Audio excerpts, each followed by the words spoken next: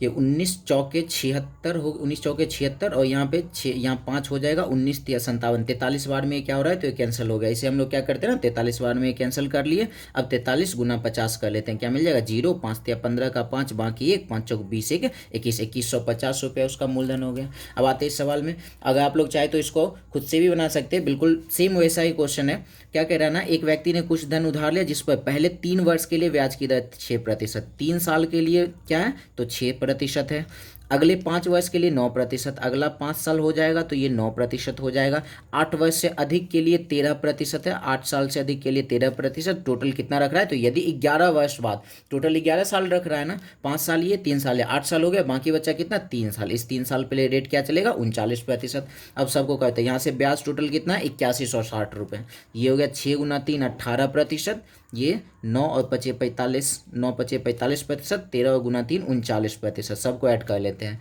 9 और 8 17, 17 5 कितना हो जाएगा 22 का 2, बाकी 2, 3 2 5, 5 4 9 1 10, 102%। यहाँ से ब्याज का प्रतिशत 102 और हमारा ब्याज यहाँ कितना 8160 तो क्या कहेंगे 102% किसके बराबर 8160 के बराबर। मूलधन पूछा है तो हम लोग क्या करते हैं 100% बराबर यहाँ से निकाल लेते हैं। फिर से वही काम क्रॉस मेथड कर लेते हैं, 8160 गुना 100 और ये बटे में नीचे आ जाएगा 102 हो गया। अब कैंसिल करते हैं, 2 से ये कैंसिल हो जाएगा 50 बार में, 2 से कैंसिल हो जाएगा कितने बार में 51 बार में, 51 से 8160 को कैंसिल करते बिल्कुल कैंसिल हो ही जाएगा। तो हम लोग कहाँ साइड में कर लेते हैं, यहाँ कर लेते हैं 51 से 81860 में करते, ये 1 टाइम्स में हो गया 51, 0 3 और 6, ये आ जाएगा 6, 160 बार में क्या हो रहा है ना तो कैंसिल हो जा रहा है, तो ये हम लोग यहाँ कैंसिल कर दिए 160 बार में, 160 गुना 50 क्या हो जाएगा तो 8000 रुपये इसका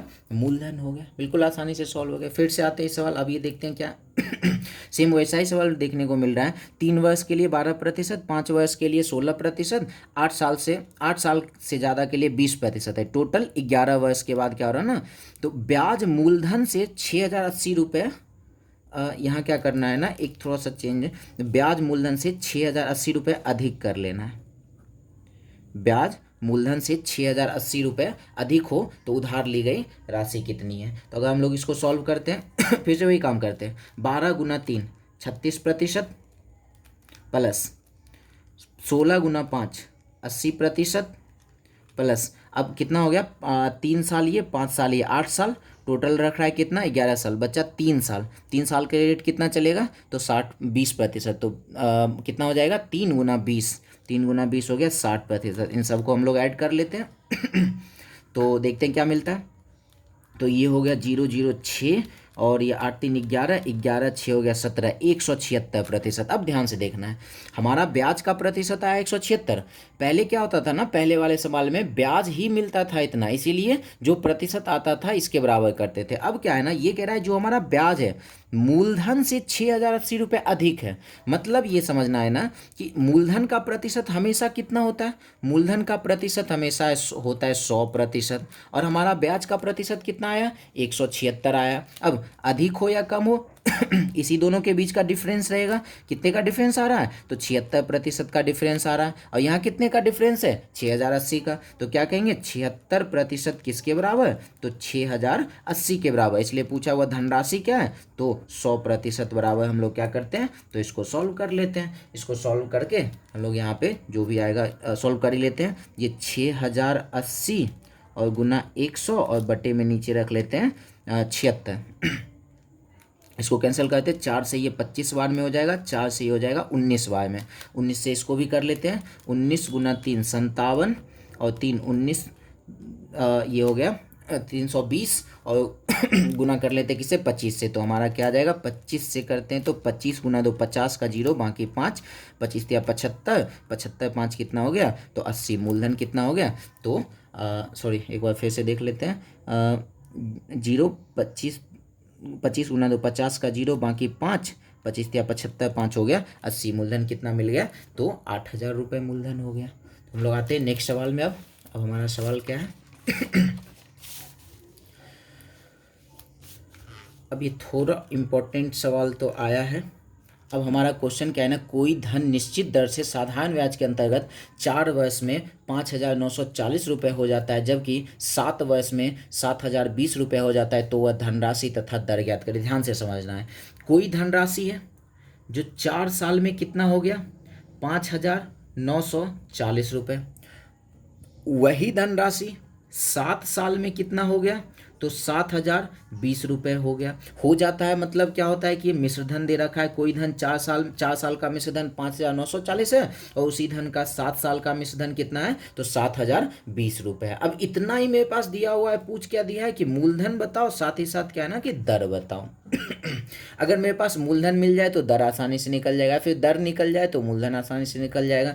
तो हम लोग करते क्या है, एक बात ध्यान रखना है, 1 साल का जब भी हमें ब्याज निकालना हो, 1 साल का ब्याज, ऐसे सवाल के लिए हम क्या करते हैं ना, 1 साल का ब्याज निकालने के लिए जितना मिश्रधन दिया रहता है उसका अंतर ऊपर रखते। कल भी इस बात का चर्चा कर रखे थे कि जब भी दो मिश्रधन को माइनस करते हैं ना तो ब्याज का अंतर देता है। तो सेम वही कॉन्सेप्ट है यहाँ पे। तो ये याद रखना है ना, 1 साल का ब्याज निकालने के लिए जो मिश्रधन दिया हुआ होगा उसका अंतर रखना है, नीचे क्या करना है, तो समय का अंतर लिख देते हैं, टी का अंतर मतलब समय का अंतर। अगर ये कर देते ना तो हमें 1 साल का ब्याज निकल कर हमारे पास में मिल जाएगा। जैसे इस सवाल का करते हैं तो क्या मिल जाएगा, मिश्रधन का अंतर यहाँ से माइनस कर लेते हैं, 7,020 में 5940 माइनस करते हैं तो क्या मिलेगा, 0, 12 में से 4 माइनस हो गया 8, और ये हो जाएगा 9, और ये 0 1080 बटे समय कितना है, समय का अंतर 7 में से 4 माइनस हो गया 3, इसको कैंसिल करते हैं, क्या मिल जाएगा 360। मतलब 1 साल का ब्याज कितना, 360। अब क्या करना है ना, या तो इसे 4 साल में या तो 7 साल में कन्वर्ट कर लेना है। 1 साल का ब्याज अगर 360 रुपये है तो 4 साल का ब्याज कितना हो जाएगा, तो हम लोग क्या करते हैं, इस 360 और गुना कर लेते हैं 4, क्या मिल जाएगा 1,440 रुपये क्या हो गया, तो इसका ब्याज हो गया। अब ध्यान से समझना है, मेरे पास ब्याज है 4 साल का, मेरे पास 4 साल का मिश्र धन है, तो क्या हम लोग मूलधन नहीं निकाल सकते। मूलधन निकालने के लिए क्या होता है ना, मिश्र धन में से अगर हम लोग ब्याज को माइनस कर लेते हैं तो हमें क्या मिलता है, तो मूलधन मिलता है। तो मिश्र धन हमारा कितना कितना था, 5 साल का, सॉरी 4 साल का, 5,940, उसमें से हम लोग 1,440 माइनस कर लेते हैं तो क्या मिल जाएगा, 0, 0, 9 में से 4 चला गया 5, 5 में से 1 चला गया 4, 4,500 रुपये। एक आंसर हमारा आ गया। अब निकालना है दर। दर निकालने के लिए थोड़ी देर पहले हमने एक फॉर्मूला लिखे थे, क्या, दर निकालने के लिए ब्याज गुना 100 बटे मूलधन गुना समय। तो ब्याज कितना है 4 साल का, देखो एक काम करते हैं, ये भी हमारा ब्याज है 360 1 साल का, ये भी हमारा 1,440 ब्याज है 4 साल का, दोनों में से किसी पर भी लेकर चल सकते हैं। बस ये होगा कि अगर 360 लेते हैं तो समय के जगह पर 1 रखना होगा, अगर 1,440 ब्याज लेते हैं तो समय के जगह पर 4 रखना होगा। तो हम लोग क्या करते हैं, 360 ही ब्याज लेकर चलते हैं। तो रेट का फॉर्मूला क्या था, ब्याज, ब्याज की जगह पर 360 गुना 100 बटे मूलधन, मूलधन तो हमारा कितना है 4,500 है और नीचे समय 360 लिए तो समय रखना पड़ेगा 1, हो गया। सॉल्व कर लेते हैं, 2 0 2 0 कैंसिल करते हैं, 9 से ये 5 बार में, 9 से ये 40 बार में, ये कट गया 5 से 8 बार में, तो रेट हमारा क्या निकल कर आ गया, 8% रेट निकल कर आ गया। आप लोग इस सवाल को आप लोग बना सकते हैं। कोई धन निश्चित दर से साधारण ब्याज के अंतर्गत 3 वर्ष में 780 हो जाता है, जबकि 6 वर्ष में 960 हो जाता है, तो वह राशि तथा दर क्या होगा। तो आप लोग इसका आंसर बनाकर हमें कमेंट कर सकते हैं, दोनों सेम ही सवाल हैं, तो आंसर इसका बनाकर आप लोग हमें कमेंट करें। बाकी मिलते हैं हम लोग नेक्स्ट वीडियो में। धन्यवाद।